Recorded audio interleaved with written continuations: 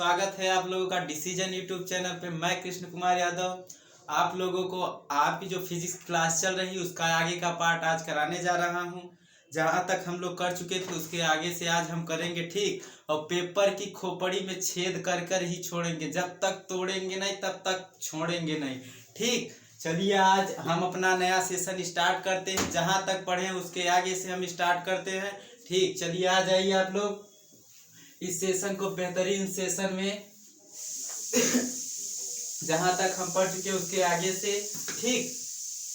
तो हम लोग कहां तक पढ़ चुके थे? उत्तल दर्पण में जो 1/f = 1/u + 1/v जो हमारा फार्मूला था, यहां तक हम सॉल्व कर चुके हैं, ठीक। अब इसके आगे से हमारा बचा क्या है? लीनियर मैग्निफिकेशन बचा है, और क्या कहते हैं, दर्पण की पहचान बची है और दर्पण का उपयोग बचा है। इसको हम करने के बाद आगे हम न्यूमेरिकल की तरफ बढ़ते हैं। चलिए तो हम क्या करते हैं? लीनियर मैग्निफिकेशन मतलब रेखीय आवर्धन।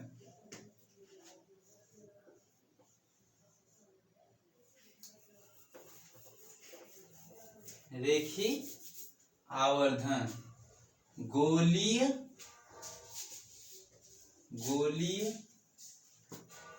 दर्पण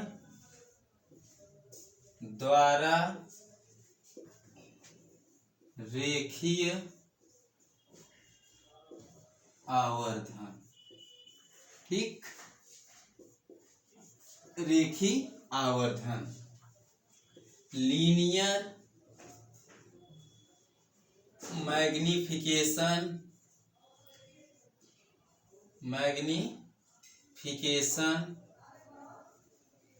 बाय स्फेरिकल मिरर।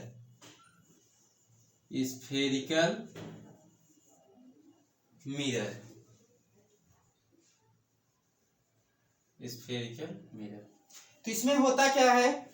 जैसे देखिए कोई वस्तु रखी जाती है दर्पण के सामने, तो उसका जहां पर रखी जाती है उसके अकॉर्डिंग उसका हम प्रतिबिंब देखते हैं, ठीक।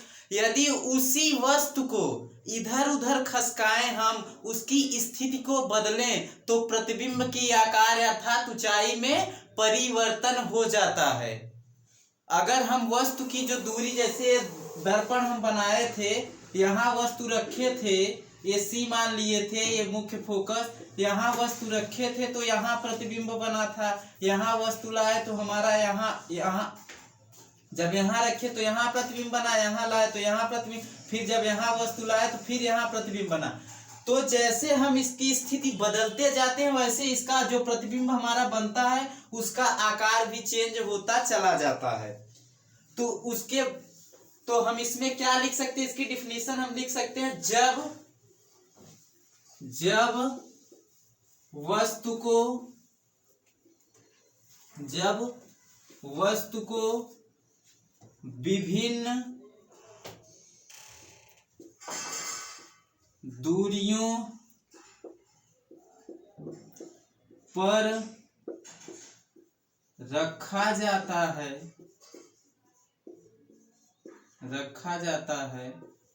तो उसका जो प्रतिबिंब बनता है उसके प्रतिबिंब की जो आकार अर्थात ऊंचाई जो होती है वो बदल जाती है। तो प्रतिबिंब का आकार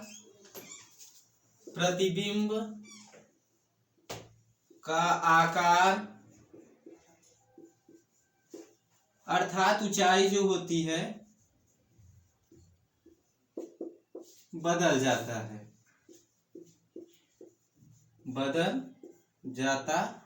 है तथा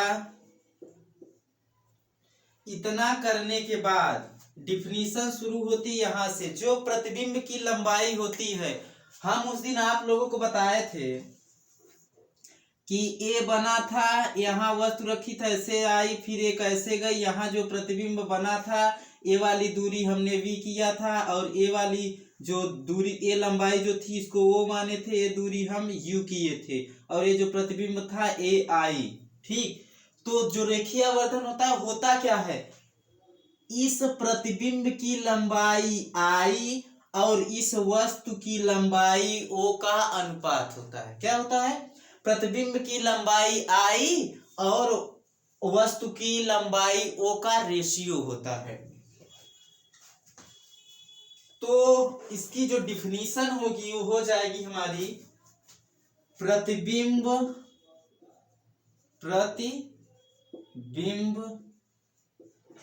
की लंबाई तथा वस्तु की लंबाई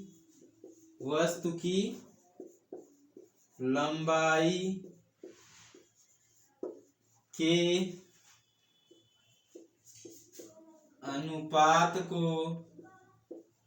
अनुपात को क्या कहते हैं?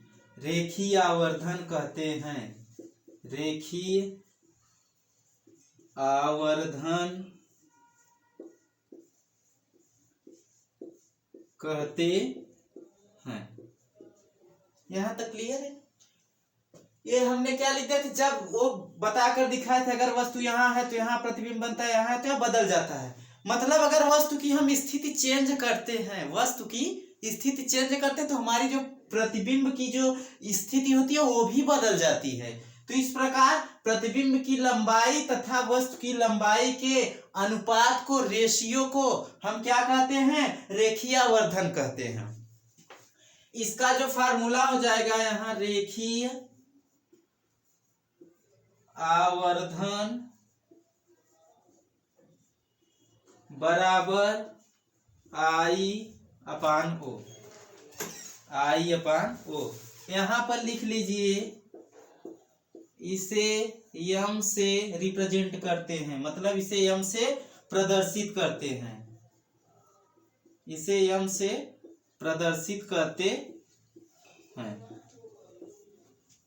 I/O। m बराबर I/O। ठीक, अब देखिए ये वो कहां से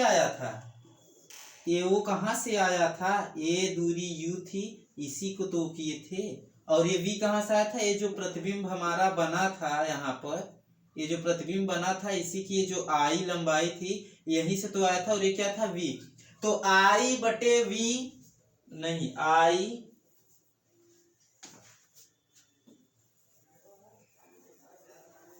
इतना कर लीजिए। उसके बाद आगे देखिए,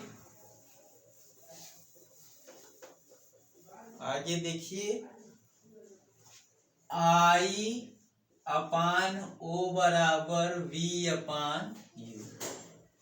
I/O इक्वल टू V/U। तो हम m बराबर a भी लिख सकते हैं। अगर ये फार्मूला है, क्या है? फार्मूला है। अगर हमारे न्यूमेरिकल क्वेश्चन में प्रतिबिंब की लंबाई दी हुई है और वस्तु की लंबाई दी हुई है, आवर्धन पूछ रहा है, तो हम यहां से निकाल लेंगे। अगर हमारे न्यूमेरिकल क्वेश्चन में प्रतिबिंब की दूरी दी है और वस्तु की दूरी दी है, तो हम आवर्धन यहां से निकालेंगे। ठीक, तो I/O इक्वल टू V/U होता है। इसके आगे चलिए, अब इसका हम साइन देखते हैं। साइन इसका हम कैसे मेंशन करेंगे यहाँ पर? तो सिर्फ इतना ध्यान रखिएगा, ज्यादा कुछ नहीं, इतना कि जैसे उसमें बताए थे कि अगर यदि प्रतिबिंब सीधा और आभासी बनता है, प्रतिबिंब सीधा और आभासी, नोट करके लिख लीजिए, यदि प्रतिबिंब इमेज सीधा एवं आभासी बनता है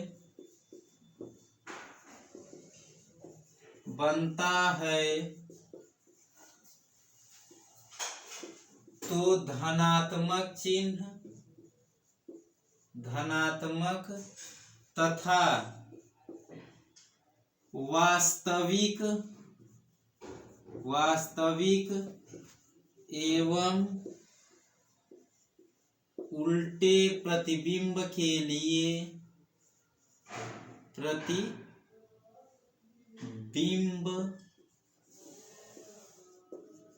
के लिए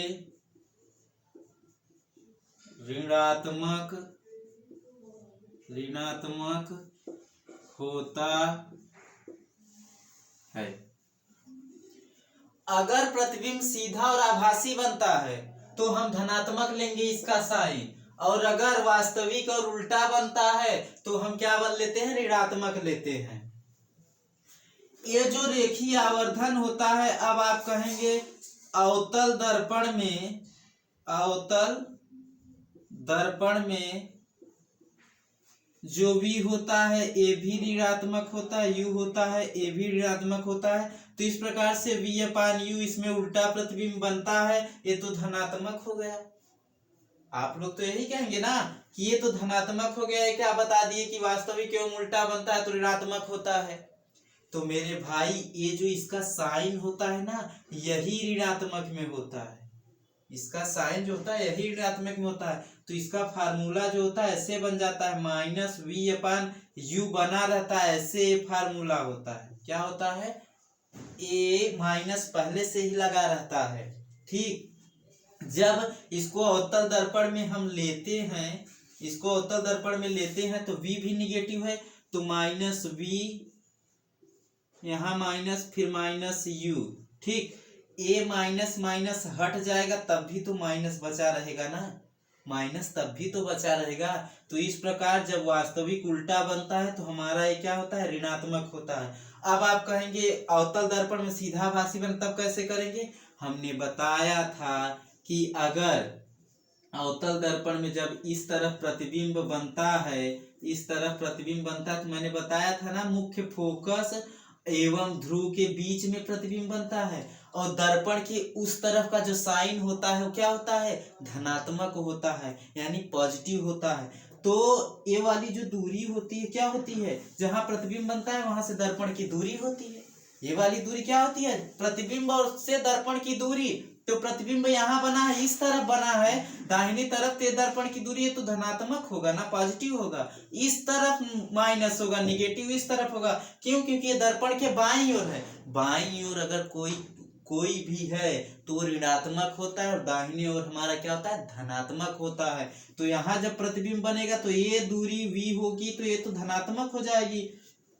तो यहाँ पर कर देंगे v पॉजिटिव रहेगा, माइनस पहले से ही लगा है, और u माइनस में रहेगा, a माइनस इसको ले डूबेगा, m बराबर v/u हो जाएगा। यहाँ से क्या हो जाएगा, सीधा आभासी प्रतिबिंब के लिए क्या हो जाएगा, पॉजिटिव हो जाएगा। कौन, लीनियर मैग्निफिकेशन अर्थात रेखीय आवर्धन क्या हो जाएगा, पॉजिटिव हो जाएगा। ठीक, यहाँ आप यहाँ पर मत जाइए, ये पहले से ही ऋणात्मक चिन्ह यहाँ पर लगा रहता है। ये इसका फार्मूला, ये ऋणात्मक पहले से ये होता है। उल्टे एवं वास्तविक एवं उल्टे प्रतिबिंब के लिए, आभासी एवं सीधे प्रतिबिंब के लिए भी वही था। देखिए यही था, लेकिन ए इसमें पॉजिटिव था, ए वाला निगेटिव, तो ए वाला इसको खा गया, और यहाँ पर क्या बना दिया, प्लस का बना दिया। और इसमें क्या था, अवतल वाले में क्या था, जो सीधा वास्तविक एवं उल्टा जो प्रतिबिंब बना रहा था, उसमें तो v भी निगेटिव था, u भी, तो ये वाला माइनस इसको खाया, तो बचा रह गया ना। तो ये वाला हमारा क्या हो गया, निगेटिव हो गया। इसके आगे इतना समझ में आ गया होगा। इसके आगे देखिए, इसके आगे देखिए,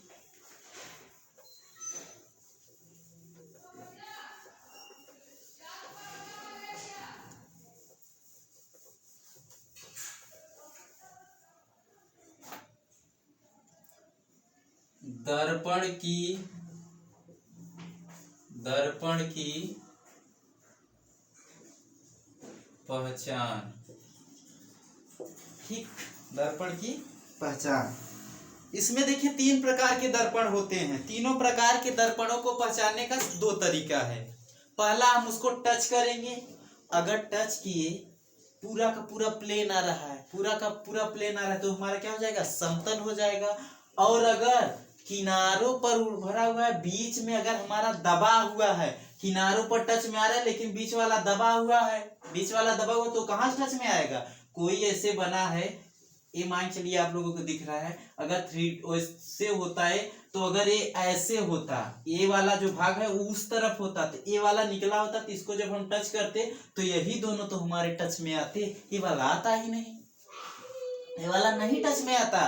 तो ये वाला जब ना टच में आए, ये दोनों आए तो क्या हो जाएगा, वो स्पर्श करने पे अवतल दर्पण हो जाएगा।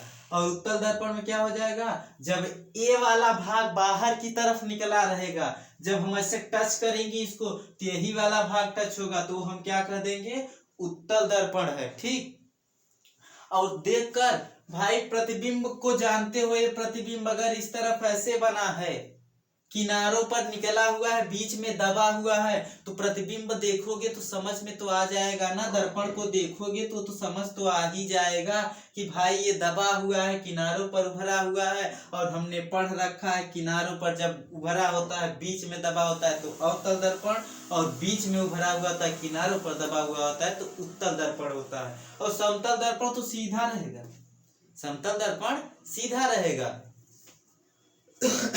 तो इस प्रकार हमका 2 प्रकार से हम इनको पहचान सकते हैं।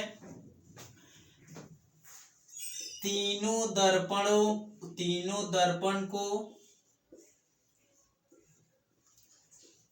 2 प्रकार से पहचाना जाता है, पहचाना जाता है। तीनों दर्पणों को 2 प्रकार से पहचाना जाता है। नंबर 1 स्पर्श करके, स्पर्श करके, दूसरा देखकर, इमेज देखकर, प्रतिबिंब देखकर।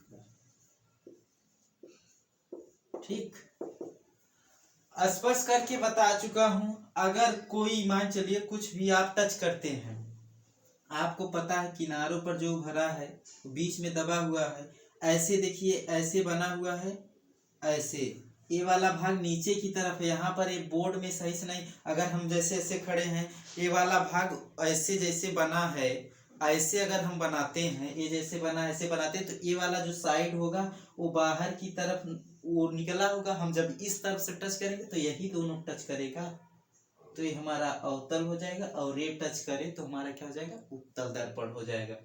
अब इसमें क्या होता है, इसमें हम देखते हैं, भाई देखोगे सीधी सी बात है, आप देखोगे ये वाला दबा हुआ है, ये वाले उभरे हुए हैं तो अवतल दर्पण, और अगर ये वाला उभरा हुआ है, ये दोनों दबे हैं तो उत्तल दर्पण हो जाएगा।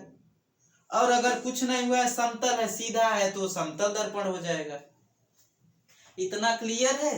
आगे देखिए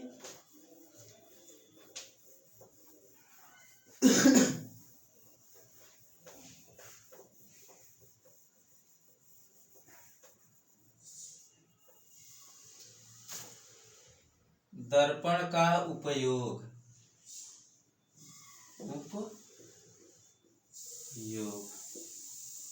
नंबर 1 अवतल दर्पण, अवतल दर्पण का उपयोग। इसमें क्या होता है, एक इसमें उपयोग होता है दाढ़ी बनाने में, दाढ़ी बनाने में।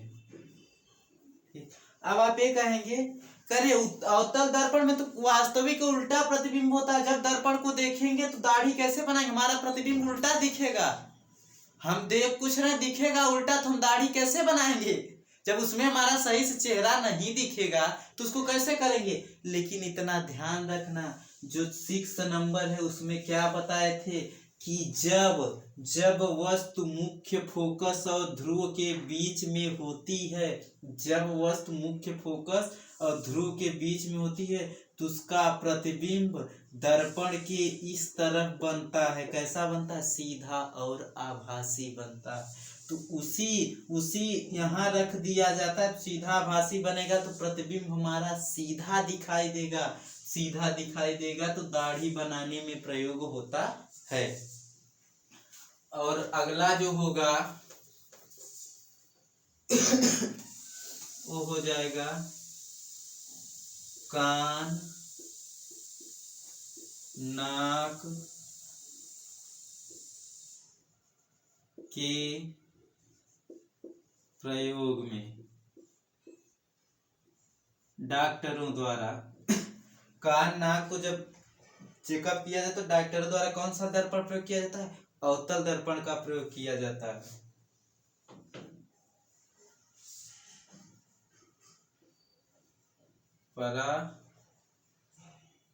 परावर्तक सतह के रूप में नहीं, परावर्तक दूरदर्शी के रूप में। इतना लिख लीजिए।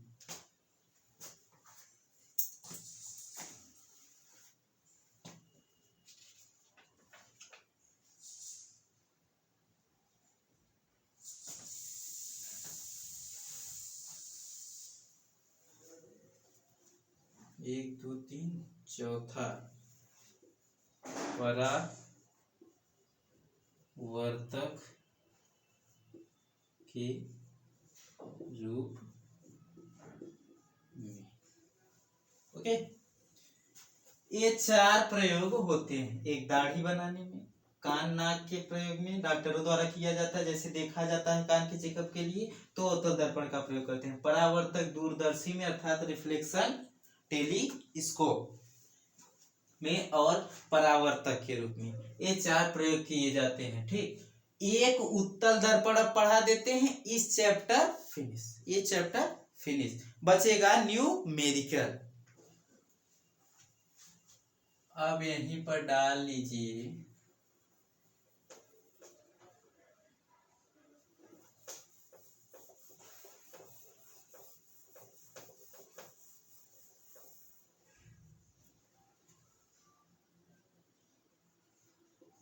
उत्तल दर्पण का उपयोग।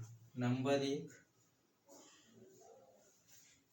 जो वाहन चलाते समय जो उसमें मिरर लगा होता है पीछे देखने के लिए, जो पीछे देखने के लिए पीछे के लोग कैसे दिखाई दे रहे हैं, आप कहेंगे अवतल दर्पण का भी प्रयोग कर सकते हैं? नहीं, क्यों? क्योंकि उसमें सीधा प्रतिबिंब देखना होता है और वस्तु से क्या बड़ा देखना होता है।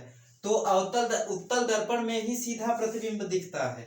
उत्तल दर्पण अवतल दर्पण में एक स्थिति में दिखता है, लेकिन हो गया वहां ध्रुव और उसके बीच ना हो तो नहीं दिखेगा। और उत्तल दर्पण में क्या होता है? हमेशा सीधा प्रतिबिंब दिखता है। तो कहाँ प्रयोग होता है? वाहनों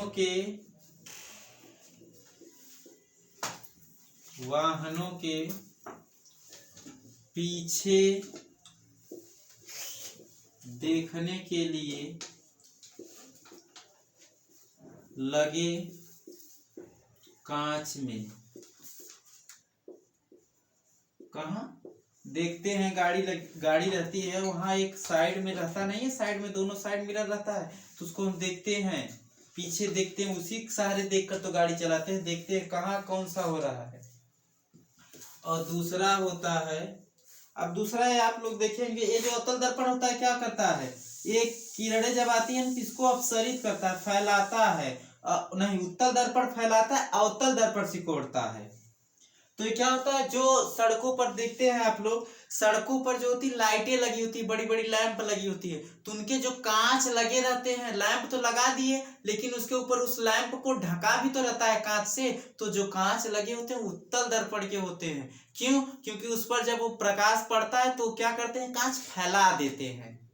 देखो, अगर देखोगे तो उस लैंप से बिखरा रहता है प्रकाश, पूरी सड़क पर एक निश्चित उसमें फैला रहता है। वो क्या करता है? वही दर्पण वो फैलाने का कार्य करता है। नहीं तो ये बल्ब देखोगे तो क्या करता है? सीधा एक फोकस मार देगा एक ही जगह पर, उतना ज्यादा फैल नहीं पाएगा। और उसमें वो जो लैंप में लगा रहता है जो कांच ना, वो फैला देता है उसको, तो सभी जगह दिखाई देने लगता है। तो सड़कों पर लगे लैंप।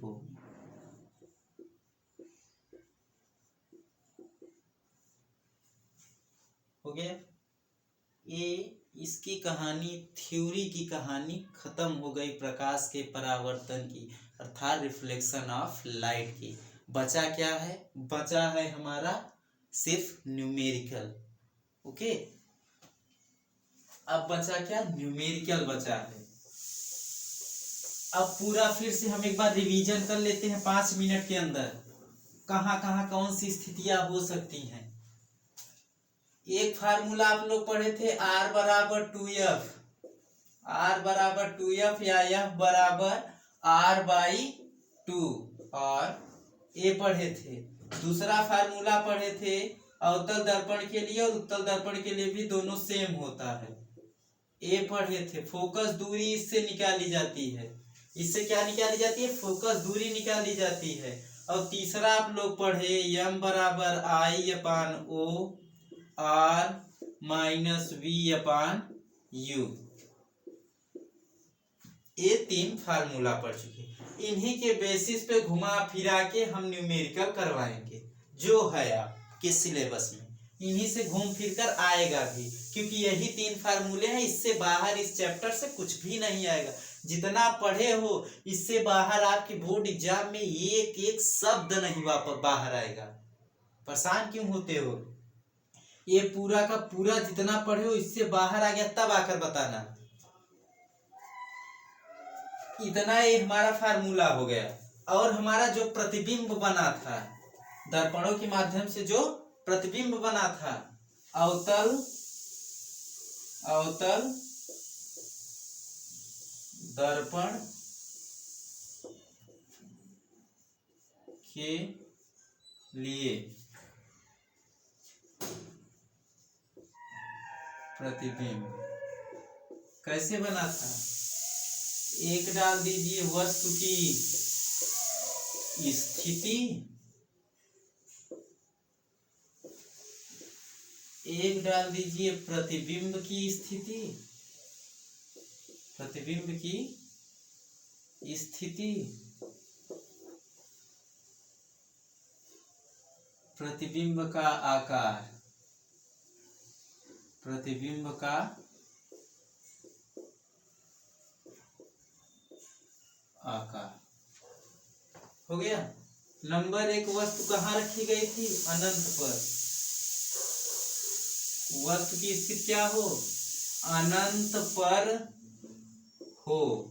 तो प्रतिबिंब हमारा कहाँ बना था? मुख्य फोकस पर बना था। तो प्रतिबिंब कहाँ बनता है? मुख्य फोकस पर। कैसा बनता है? अत्यंत छोटा, अत्यंत छोटा, वास्तविक उल्टा। ठीक है। और दूसरा क्या था हमारा? दूसरा क्या था? अनंत एवं वक्रता केंद्र के बीच। यहां पर जब थी तो हमारा कहां बना था? वक्रता केंद्र तथा फोकस के बीच। कैसा बना था? ये तंत्र छोटा हटा दीजिए, यहां पर छोटा बना था, यही बना था, वास्तविक एवं उल्टा। और तीसरा क्या था? वक्रता केंद्र पर हो। कहाँ हो? वक्रता केंद्र पर हो। तो कहाँ बना था? वक्रता केंद्र पर ही, वक्रता केंद्र पर। और कैसा बना था? बराबर बना था, वास्तविक एवं उल्टा बना था। चौथा क्या था? वक्रता केंद्र एवं फोकस के बीच। तो प्रतिबिंब कहाँ बना था? उठाइए ना इसको, कहाँ गया ये वाला? ये जब यहाँ रखा गया तो यहाँ बना, तो जब यहाँ वस्तु है तो यहाँ बनेगा, सीधी सी बात है। तो कहाँ बना? अनंत एवं वक्रता केंद्र के बीच। कैसा बना? बड़ा बना, बड़ा वास्तविक एवं उल्टा बना। पांचवा क्या था? वस्तु को अब फोकस पर रख दे। पहला उठाइए ना, ये पहला अनंत पर थी तो मुख्य फोकस पर, मुख्य फोकस पे होगी वस्तु, मुख्य फोकस पर, मुख्य फोकस पर। तो प्रतिबिंब कहाँ बनेगा? अनंत पर, अनंत पर। कैसा बनेगा? बड़ा बनेगा, वास्तविक होगा, उल्टा होगा, बहुत बड़ा बहुत बड़ा बनेगा। क्यों? क्योंकि अनंत पर बनेगा। कहाँ जाकर मिलेगा? कोई ठीक नहीं, इनफाइनाइट पे मिलेगा, कोई निश्चित नहीं इस बिंदु पे ये इनफाइनाइट है यहाँ पे आके मिल जाएगा, नहीं, इनफाइनाइट कहीं भी हो सकता है, वहीं पे जाकर मिलेगा वो। और छठवा क्या था? मुख्य फोकस, फोकस एवं ध्रुव के बीच। तो प्रतिबिंब कहाँ बना था? दर्पण के पीछे, दर्पण के पीछे। कैसा बना था? बड़ा बना था, आभासी बना था,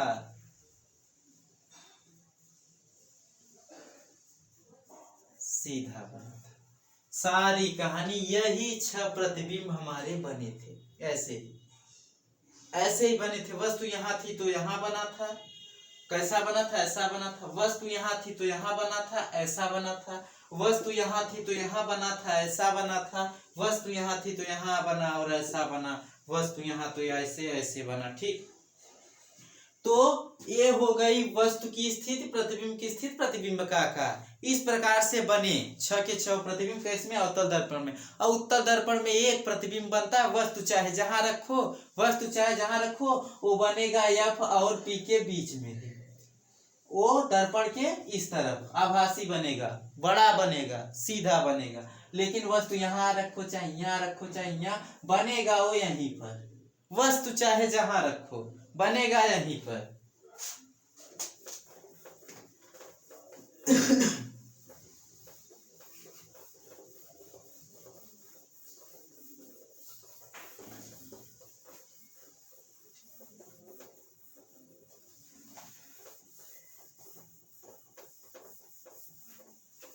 ये हमारी थ्योरी रिफ्लेक्शन ऑफ लाइट की समाप्त होती है। हम करेंगे न्यूमेरिकल अगले सेशन में अपने। तो उत्तल दर्पण के लिए देख लीजिए थोड़ी देर के लिए। ऐसे बना था, ये था, ये फोकस हो गया था, ये वक्रता केंद्र, दर्पण का ध्रुव। तो प्रतिबिंब हमारा इसमें कहाँ बना था? यहीं पर। चाहे वस्तु यहाँ रखो चाहे यहाँ, चाहे यहाँ, चाहे यहाँ, चाहे जहां वस्तु रखो। लेकिन ये बनेगा कहाँ पर? जब मुख्य के समांतर आएगा तो यहाँ जाएगा। एक किरण यहाँ से गुजार दीजिए वक्रता केंद्र, तो बनेगा इसके बीच में ही, P और F के बीच में। चाहे वस्तु यहाँ रखिए यहाँ जाएगा, फिर ऐसे आएगा, फिर यहाँ पर से ऐसे, यही बनेगा। चाहे जहां रखिए आप वस्तु, कोई मैटर नहीं करता है उत्तल दर्पण में। उत्तल दर्पण में वस्तु को कहीं भी रख दीजिए। पेपर में आ गया कि वस्तु यहाँ पर रखी गई है, अनंत पर रखी गई है, वक्रता केंद्र पर रखा गया, तो प्रतिबिंब कहाँ बनेगा उत्तल दर्पण में? भाई P F और F के बीच में बनेगा। चाहे वस्तु जहां रखी, वस्तु चाहे जहां रख दीजिए उत्तल दर्पण में, बनेगा यहीं पे प्रतिबिंब। और अवतल दर्पण में बताया अभी कि कहाँ रखने पर कहाँ बनता है, कैसा बनता है। और इसमें जब भी बनेगा, ये दर्पण के पीछे बन रहा है तो सीधा बनेगा, आभासी बनेगा। उत्तल दर्पण में हमेशा प्रतिबिंब सीधा और आभासी बनता है। और अवतल दर्पण में सिर्फ एक जगह, जब यहाँ वस्तु रखी रहेगी तभी सीधा आभासी बनेगा। बाकी अगर फोकस के इधर, अवतल दर्पण में क्या होता है? ये फोकस हो गया, फोकस यहाँ से लेकर यहाँ इस तरफ कहीं भी वस्तु रखी हो तो उसका प्रतिबिंब वास्तविक और उल्टा बनेगा, और जो इसके इधर खिसकी वस्तु तो हमारा प्रतिबिंब पीछे तरफ सीधा और आभासी बनेगा। हो गया। ये आज हमारा सेशन समाप्त होता है। अगले सेशन में हम टॉप क्लास के न्यूमेरिकल लेकर आएंगे जो आपके एग्जाम में पूछा गया है। ठीक, तो आज का सेशन समाप्त करते हैं यहीं पर। चैनल को सब्सक्राइब करिए और वीडियो अच्छी लगी हो तो लाइक करिए और जितना हो सके शेयर करिए। Thank you.